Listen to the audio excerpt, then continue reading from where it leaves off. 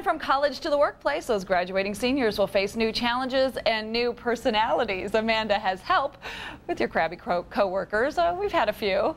Yes, I think every office has the workplace joker, the cubicle chatty Kathy, the guy who really needs to be in anger management. Well, they all have their quirks, and some can be easier to deal with than others. Now, fortunately, organizational consultant and author Terrence Gargiulo joins us. He's got some tips to help you out.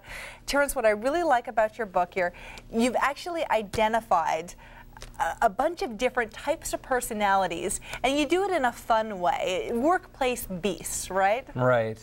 Now, why did you do that? Well, first of all, we wanted something that was timeless. And when you look at different cultures, what you see is that we've been dealing with this forever.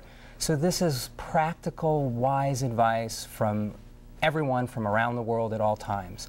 And what we found is that it's a lot easier to talk about animals, isn't it? I mean, do you want to talk about Jack down in the cubicle and how horrible he is? When you put it in the realm of animals, it becomes a lot easier. And so as we look at these different animals, we find the types of folks that we're dealing with all the time, and then we can look at specific techniques and tips and things that people can do to overcome these challenging behaviors. Right. No, it's not as personal. You're not making a personal attack on someone.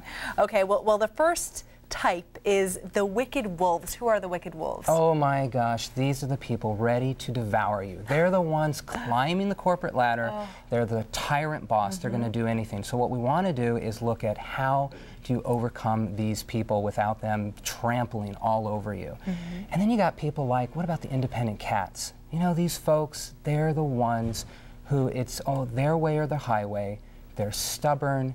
They're not going to give up on their little narrow viewpoint on the world. So how do you deal with those folks? How do you? Well, you look at ways that you can get them to cooperate. You look at ways that you can actually use even people within your group to kind of shift them and get them to see that there are other viewpoints, there are other ways of going about things. But one of the most important things with those independent cats is let them be a little bit independent. And then we've got sluggish snails. That's right. What do you think a sluggish snail is? I mean, everybody knows this person. They're the folks who take the long lunch breaks when a tough project comes up. They're the first ones at the door, right? You got it. Okay. These are the lazy folks. Yeah. And what we try to do is we look at some ways that you begin to motivate those people. And part of the trick there is realizing that you're not going to get them to take on the full workload. Right. So it's about looking for the small things, the small wins, and also about understanding maybe what their specific contributions can be. Where is their comfort zone? If you can get them to be comfortable, like the cat, in the sun, in the window, then they'll find a way that they can be a valuable member of what you're doing. Okay, Terrence, really great advice. We have your book up there on the screen, In the Land of Difficult People. You can actually find it on Amazon.com. We do have a link as well on our website, Fox6.com. Listen, we really appreciate you being here. It's wonderful to be here. Thanks Great so much. advice. Obviously, we can't get through all of it in such a short amount of time, but it's all right here.